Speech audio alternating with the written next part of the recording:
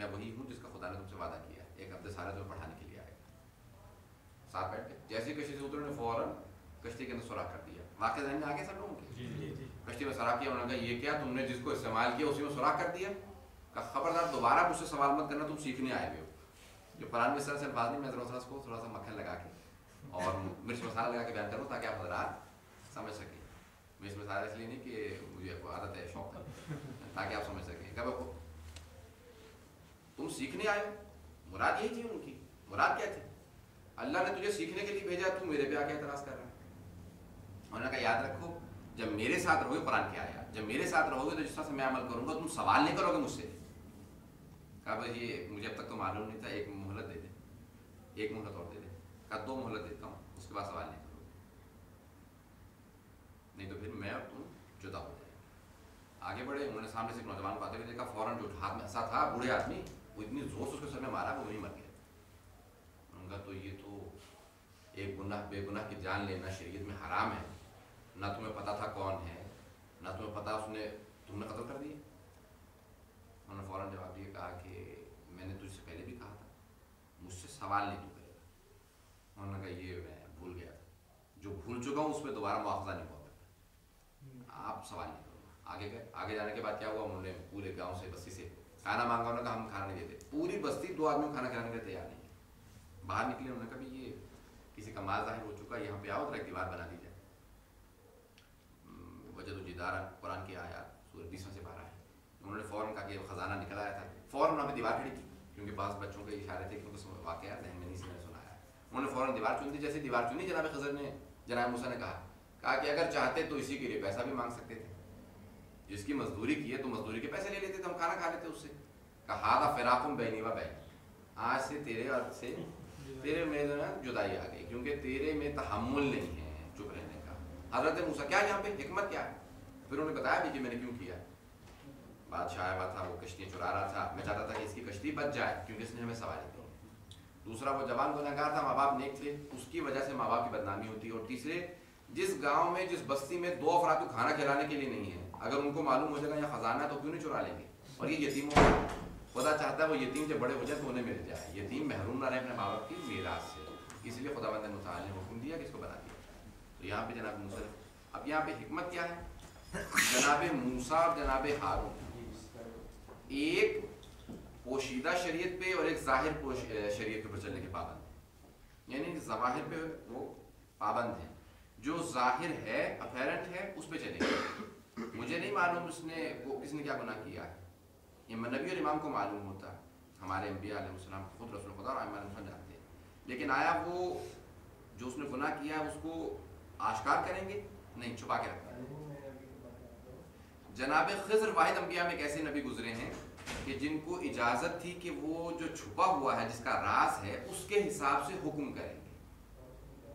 تو انہوں نے دیکھا اس نے گناہ کیا، انہوں نے فوراً سزا دے دی. 12ویں علیہ السلام کو بھی اجازت ہے، وہ بھی اس طرح سے سزا دیں گے.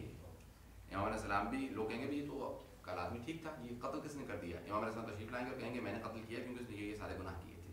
اس کی سزا قتل تھی. تو یہ بعض روایات میں ہمارے تفصیل سے اس میں پایا جاتا ہے، مجھے بحث نہیں کرنی. جب انسان ظاہر اور باطن میں تفریق کرنے کے بعد ایک راستے پہ نہیں چل سکتا، ہڈن اینڈ اپیرنٹ، جو چیز ہم جانتے ہی نہیں ہیں اس کو سمجھنے کے لیے پھر ہمیں کسی اسپیشلسٹ کی طرف رجوع کرنا واجب ہے. قرآن کی آیت جس کی میں نے تلاوت کی تھی سورہ توبہ کی آیت نمبر 122 ہے کہ یہ مومنین کے لیے وما کان المؤمنون لینفروا کافہ، سارے کے سارے مومن اکٹھے ایک راستے پہ نہیں چل سکتے، کسی علم سیکھنے کے لیے نہیں جا سکتے. فلولا نفر من كل فرقة منهم طائفة ليتفقهوا في الدين، تو پھر کیوں نہیں ان میں سے ایک گروہ ایسا ہے جو جائے اور جانے کے بعد دین سیکھے. ليتفقهوا في الدين، تفقہ لفظ استعمال ہوتا ہے یعنی سیکھنا، انڈرسٹینڈنگ. فہم عربی کا ایک لفظ ہے، انڈرسٹینڈنگ. فقہ عربی کا لفظ ہے، فقہ یعنی ڈیپ انڈرسٹینڈنگ. دین کو سمجھنے کی کوشش کرتے رہے. تفقہوا فی الدین وَلِيُنذِرُوا قَوْمَهُمْ إِذَا رَجَعُوا إِلَيْهِمْ، اور جب واپس پلٹ کے آئیں تو پھر اپنے قوم کو ڈرائیں کہ دیکھو تم عمل نہیں کرتے، تمہارے میں یہ نقائص ہیں. اولن تو جائیں جا کے سیکھ کے آئیں، پھر آنے کے بعد ڈرائیں کہ تمہارے میں یہ غلطیاں ہیں. تو اولن تو جو جائیں گے نہیں تو ڈرائیں گے کیا، واپس کیا آئیں گے. اور بہت سے چلے جاتے ہیں تو واپس نہیں آتے. تو یہ دونوں ہمارے ہاں لعلہم یحذرون، تاکہ وہ خدا سے نزدیک ہو جائیں. حضرات یہ قرآن کی آیت ہے، قرآن کے اندر بہت سی آیات ہیں، ہر وہ آیت جو عالم میں اور جاہل میں تفریق رکھتی ہے وہ تقلید پہ دلالت کرتی ہے. هل يستوي الذين يعلمون والذين لا يعلمون، آیا وہ جو جانتے ہیں اور وہ جو نہیں جانتے دونوں برابر ہو سکتے ہیں؟ هل يستوي الأعمى والبصير، کیا بینا دیکھنے والا اور نابینا جو نہیں دیکھتا دونوں برابر ہو سکتے ہیں؟ ہو سکتے ہیں. سوال کرتا خدا ما لکم کیف تحکمون، تمہیں کیا ہو گیا، کیسے حکم کرتے ہو؟ قرآن کی آیت ہے. حکم ویسے لگاؤ جیسے کہ عقل کہتی ہے، عقل کہتی ہے کہ نہیں دونوں برابر نہیں ہو سکتے. آئیے ذرا معصومی سے پوچھا جائے. دو حدیث پیش کروں گا تقلید کے اوپر. ایک 11ویں امام علیہ السلام کی،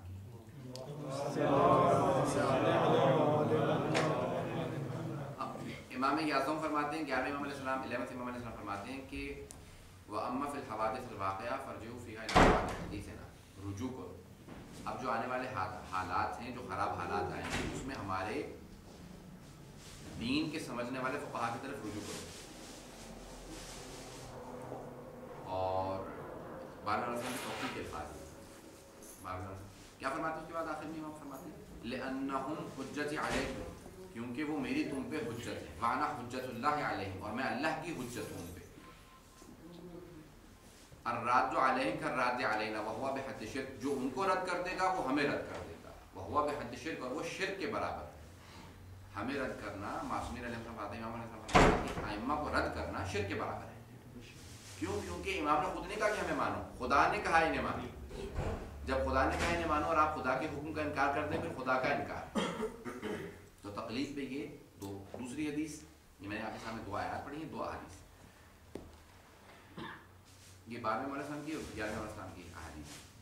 وَأَمَّا مَنْ كَانَ مِنَ الْفُقَهَاءِ الصَّائِنِ لِنَفْسِهِ حَافِظًا لِدِينِهِ مُخَالِفًا لِهَوَاهُ مُطِيعًا لِأَمْرِ مَوْلَاهُ فَلِلْعَوَامِ أَنْ يُقَلِّدُوهُ، اور فقہا میں سے ایسے افراد جو کہ صائن نفس ہے، اپنے نفس کی حفاظت کرتے ہو، اپنے نفس کو بچا کے رکھتے ہو. حافظاً لدینہ، دین کی حفاظت کرتے ہو. مخالفاً لہواہ، اپنے ہوائے نفس کی مخالفت کرتے ہو، شیطان کی مخالفت کرتے ہو. مطیعاً لامر مولا، اور اپنے مولا کی اطاعت کرتے ہو. فللعوام ان یقلدوہ، پھر عوام پہ واجب ہے کہ ایسے فقیہ کی تقلید کریں. ایسے فقیہ کی تقلید واجب ہے. شرائط امام نے بتا دی، اس کے علاوہ شرائط کافی نہیں ہے. دوسرے جو قاضی کی امام نے شرائط بتائی ہیں، تو فقہا کہتے ہیں کہ ہر مرد تقلید قاضی ہوتا ہے، اس لیے قاضی کی ساری شرائط اس میں ہونی چاہیے کہ وہ مرد ہو، عاقل ہو، بالغ ہو، شیعہ اثنا عشری ہو، حلال زادہ ہو. یہ ساری شرائط ہیں.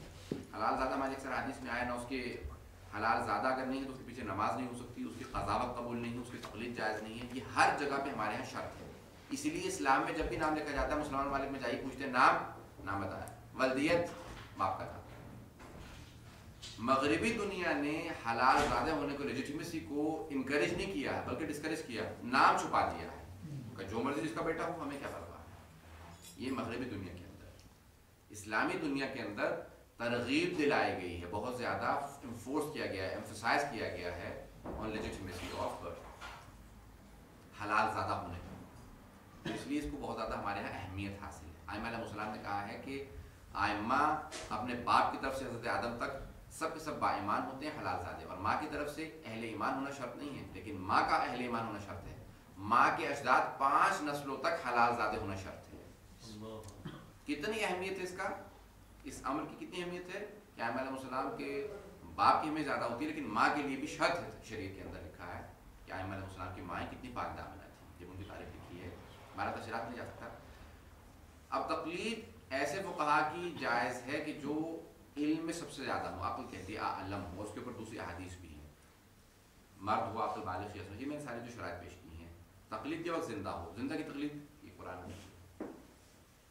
زندہ کی تقلید کیوں ہمارے یہاں واجب ہے؟ کیونکہ امام علیہ السلام غیبت میں ہیں، اور غیبت ہی میں امام کی صرف تقلید جائز ہے. جب امام علیہ السلام ظہور فرما جائیں گے تو اس وقت تقلید حرام ہو جائے گی. امام علیہ السلام کی تقلید نہیں ہوتی. بہت سے تو ہمارے افراد اتنے نادان ہیں، وہ کہتے ہیں، اگر پوچھیں کہ آپ کی تقلید میں کہتے ہیں امام زمانہ کی. امام زمانہ کی تقلید نہیں ہوتی، امام زمانہ کی اطاعت ہوتی ہے. تقلید چھوٹا درجہ ہے، اطاعت بڑا درجہ ہے. بے شک اطاعت نبی اور امام علیہ السلام کی واجب ہے. امام علیہ السلام کی اب تقلید نہیں کریں گے کبھی بھی، امام علیہ السلام کی اطاعت واجب ہے. جو امام کہہ دیں گے اس پہ مر مٹیں گے. امام کے ظہور سے پہلے تقلید واجب ہے. جب ظہور ہو جائے گا پھر تقلید حرام ہو جائے گی. یعنی in the absence of imam the best system is marja'iyat, but it does not replace the imamat. امامت کو ریپلیس نہیں کرتا. اسی لیے ہر مرجع خود بھی کہتا ہے کہ آپ بھی دعا کریں, ہم بھی دعا کرتے ہیں کہ خدا امام زمانہ کے ظلم میں تعجیل کرے. خود سب سے